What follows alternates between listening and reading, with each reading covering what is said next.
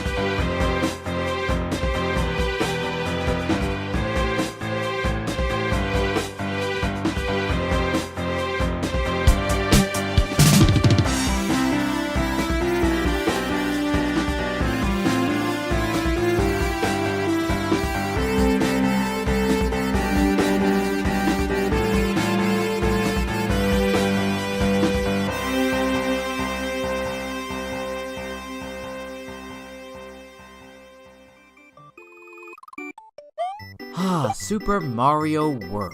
Just brings back nostalgic memories, doesn't it? Nintendo of America made the wise decision of bundling Super Mario World with the SNES console upon launch. F-Zero looked cool, SimCity seemed interesting, but Mario was what everyone wanted. Yeah, woo, Mario! And Nintendo delivered. Everyone in America was still riding the high that was Super Mario Bros. 3. I mean, look at this. The whole world loved Mario. Okay, that was just a commercial, but you know what I mean. Well, now Mario was in his biggest adventure yet, and on a new system to boot. Mario World quickly became an instant classic. It was the best-selling game on the console, and if you think that was just because it was bundled with the system, think again. Guess what the second best-selling game on SNES was? Super Mario All-Stars. Oh, I guess everybody loves Mario, huh? Mario was bigger than ever. Let's take a moment to examine this masterpiece and see what made it so special.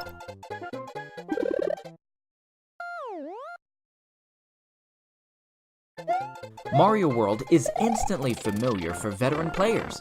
All the Mario staples are here: running, jumping, kicking shells, power-ups, etc. But Mario World adds some new features. The cape, which allows you to soar and dive in the air. Whee! Woo-hoo! Oh man, I'm sorry, that cape is so fun, you know what I mean? Also, there's Mario's new spin move, a good way to get Mario dizzy. Ghost houses, which offer some challenge in finding the exit. Actually, I hate ghost houses. And of course, Yoshi, Mario's new companion. Yes, Mario would jump on Yoshi and ride him around. And Yoshi, who is a dinosaur. Seriously?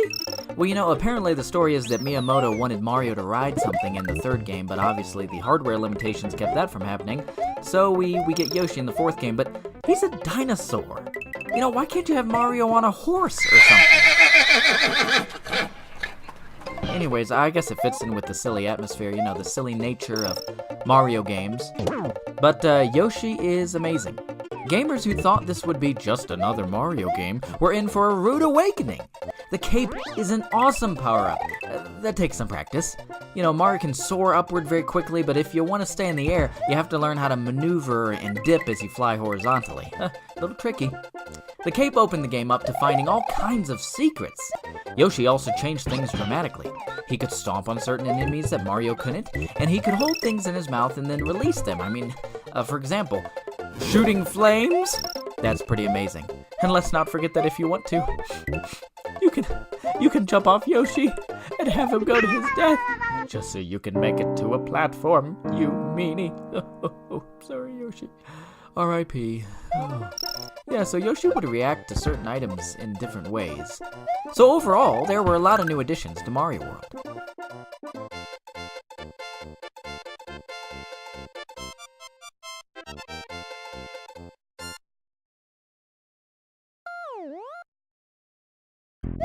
This is a Mario game, so the controls, of course, work great.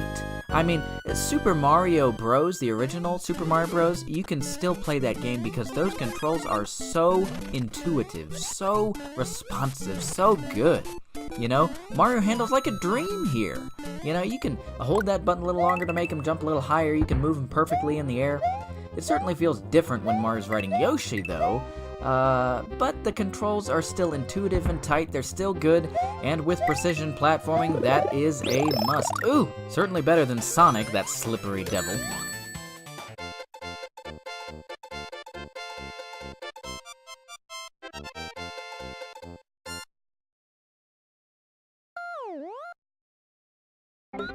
If you compare the graphics of Super Mario Bros. 3 with Mario World, man, there is no comparison. Mario World boasts more detailed sprites and backgrounds with more colors, making the world feel alive. The different environments are realized very well, whether it's a relaxing forest, or a creepy ghost house, or an eerie castle, or a dark cave, or chocolate mountainside. Chocolate. And to make it even better, Mario World has that timeless look, meaning the graphics will never look outdated. See? Still looks amazing today.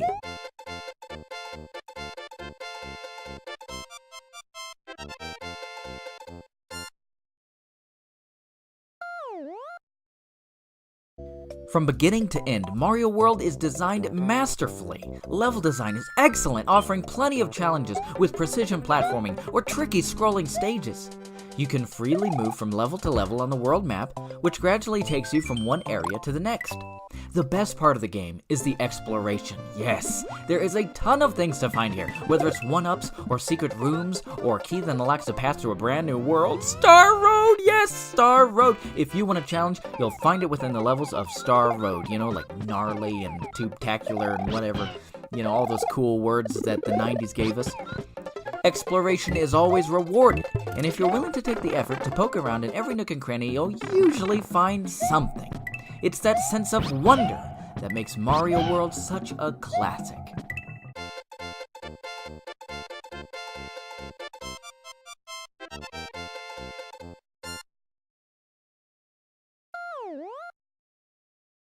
The presentation of Mario World happens in subtle ways. When you play a ghost house or castle, Mario will approach the outside of the place and look up. Ooh, I wonder what is up there. You have to press the button to enter. It's like the game is saying, "Are you ready to enter?" Also, after you beat a castle, a little story scene plays out in which Mario demolishes the castle in some inventive way, and then some text explains the story. It's actually pretty funny. This is a nice addition that they absolutely didn't need to do. Mario World doesn't need much presentation. I mean, come on, it's a Mario game. But you know, the things that it has here are good. Just good.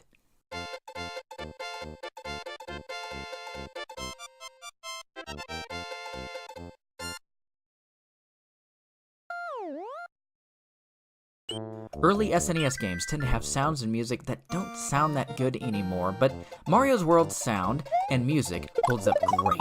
First of all, the sound effects are great! Grabbing a power-up, Yoshi gulping an enemy, a boss disappearing into the background, even sounds on the world map. They're all deliberate and give the game some vibrancy. The music is simply wonderful. The SNES hardware allowed for solid synthesized instruments, so Koji Kondo has the athletic theme, have a fast-playing piano, and uses sounds and instruments which would have been impossible on the NES. The subtle underground theme,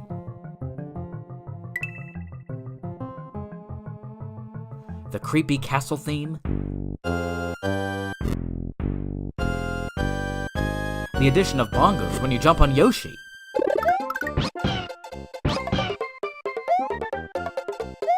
The music helps to accentuate the action and excitement of the game. Just like the graphics, the music is timeless.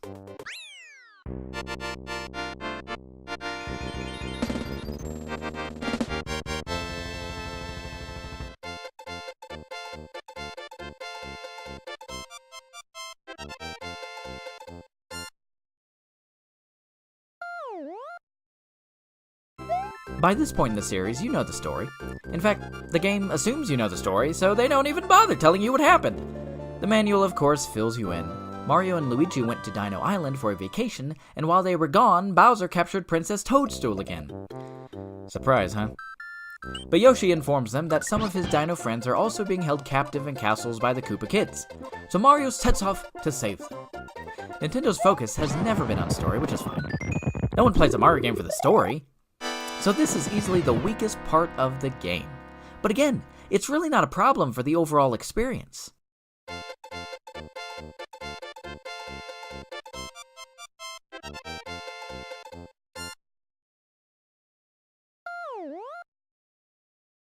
Mario World is easy to pick up and play again, making it a joy to replay. It's not a long game, so playing through it casually can be a rewarding experience. You can also try and see how fast you can play through from beginning to end. But of course, if you really want to sink your teeth into it, you can explore and try to find all the stuff. That's a great reason to replay the game. Also, the 2-player mode lends some replayability to the game as well.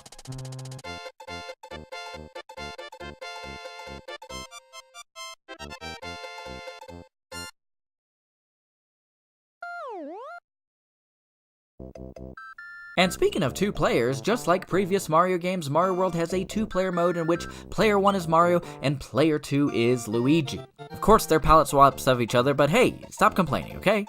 The 2 are competing against each other. This is just as fun as it's always been, trying to see who can get further in the adventure. Like, oh, I beat the level you couldn't beat. I mean, that's just so fun to do that, right? I mean, yeah, you gotta take turns, but multiplayer is a lot of fun.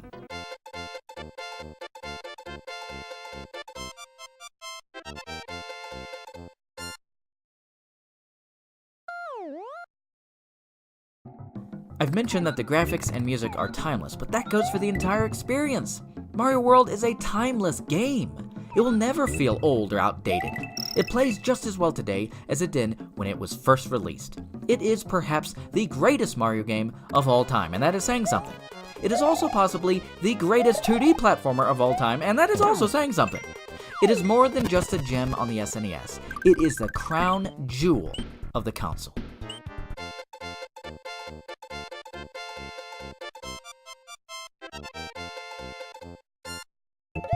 Super Mario World is another Nintendo game that cannot get too much praise. It is not overrated in the least. I know you people, Mario World is so overrated, shut up. It is not. Gameplay is fun, the design is incredible, sound and music is top-notch, and the experience is truly timeless. On a console that is flooded with platformers, Mario World stands head and shoulders above them all. Nintendo showed the world right away what a 16-bit platformer should look and play like. Hey, thanks so much for watching, guys. You can read this review and many others at SNESGamer.com. Check it out. Also, please support this show on Patreon at patreon.com/SNESGamer. Until next time, guys, keep playing with super power.